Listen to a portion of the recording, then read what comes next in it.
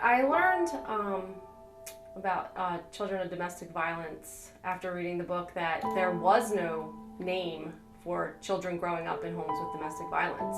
I used to say I grew up in a home with domestic violence, and now I say I am a child of domestic violence. I also learned that there is very little support for children in our town growing up in domestic violence, and very little awareness.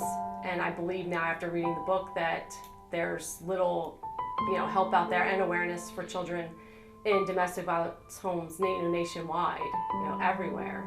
I realized that all children growing up in domestic violence are affected differently, yet we all were raised to believe the same lies.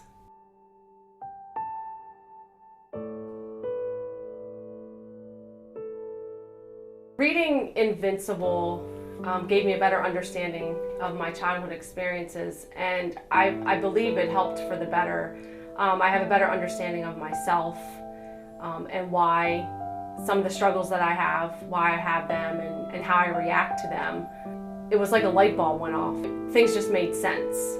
I have a better understanding of the lies that I was raised with to believe, and I know I'm a better person. I've come a long way, and I realize that I've done really well for myself, and that I choose to live by the truths that are in the book Invincible.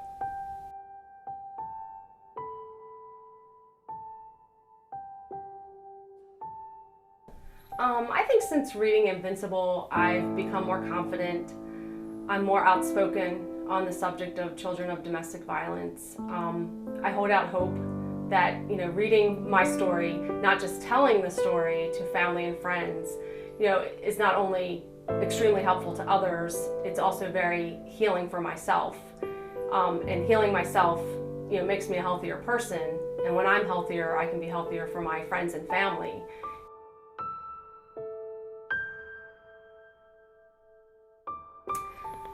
Every day I continue to have a very positive outlook on life.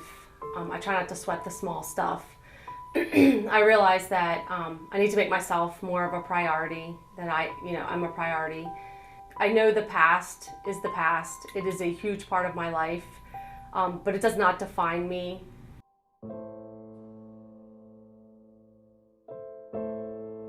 My childhood experiences have affected me negatively. I'm quick to anger. I used to be really quick to anger and have little patience. I sometimes find it difficult in parenting because I try not to compare my non-typical childhood with my kids' typical childhood. I have struggles still. There are always going to be daily struggles, and I don't hold on to those struggles and dwell on them as a victim of domestic violence or use them as excuses. I try to use my anger in a more positive way and try to be the best parent and wife and friend that I can be.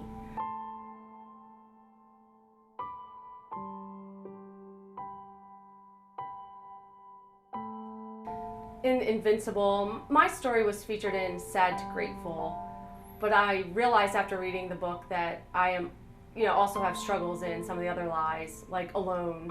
I used to push people away and think that being alone was safer than trusting others and letting my guard down and getting close to people so I wouldn't get hurt.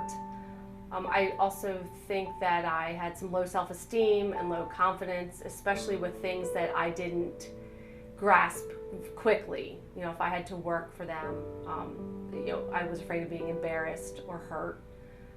Fear, I had fear of the dark, sleeping with a nightlight on, fear of getting hurt, or fear of showing weakness. Anger, being angry. Angry is and still can be the easiest emotion to show.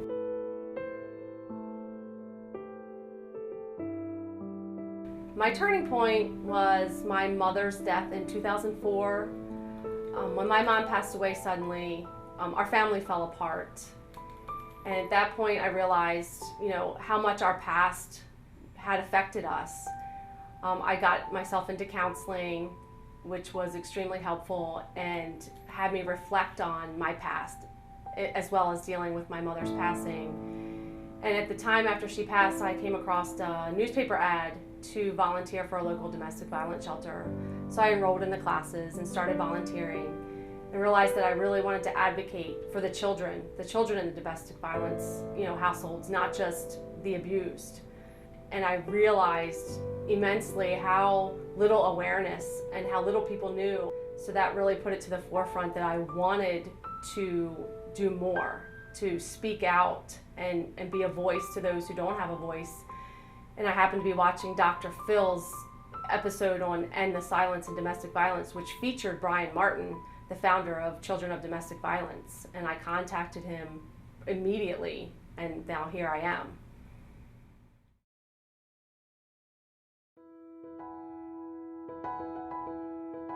I continue to overcome lies and cultivate the truths daily.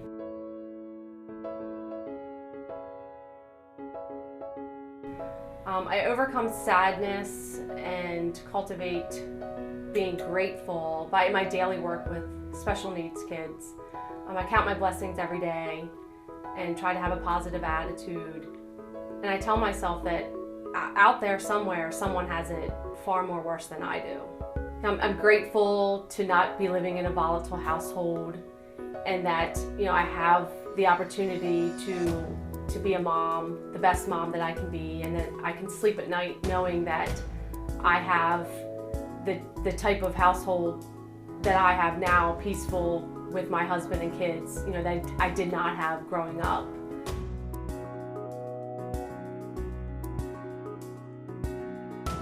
I've overcome guilt and cultivate the truth by not being ashamed of my childhood.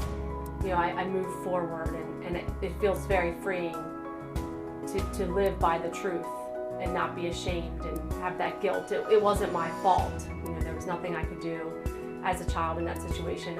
I did what I could, to survive. I work to overcome alone and cultivate trust by giving everyone a chance. I trust myself to make the choices of who I have friendships with and who I let into my life, to know who is healthy and positive for myself. And I open myself up to my friends and coworkers, and I allow them to open up to me as well and be there for them, as much as letting people in so I have people to lean on.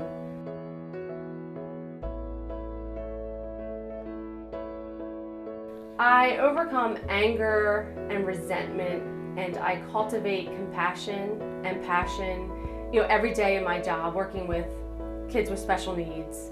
I'm giving back, giving a voice to those who don't have a voice. I take control of my reactions to my anger, and I take my anger, if I get angry, and I put it to better use. I go running, I'll play games or music, go weed the garden.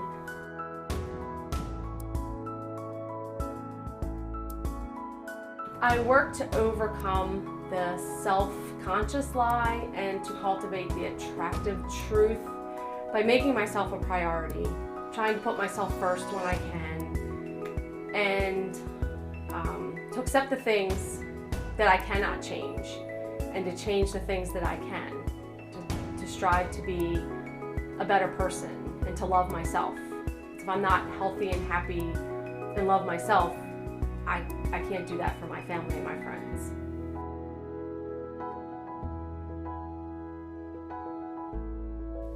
Having my story featured in Invincible has given me a voice. I realized I'm not alone. I realized that I can make a difference.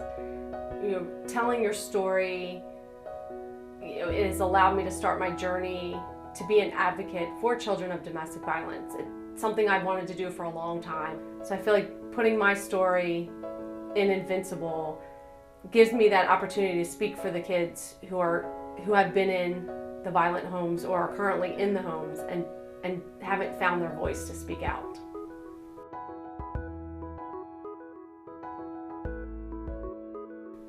Contributing to the book Invincible was at times difficult.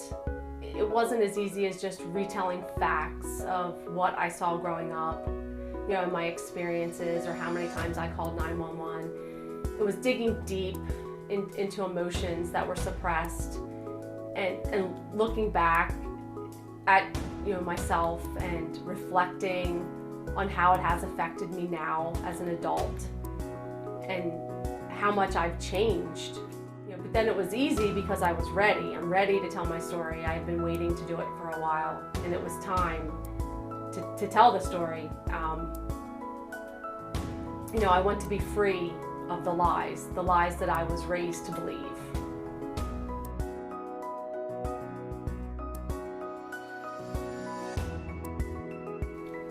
I recommend the book Invincible to those who have grown up with domestic violence.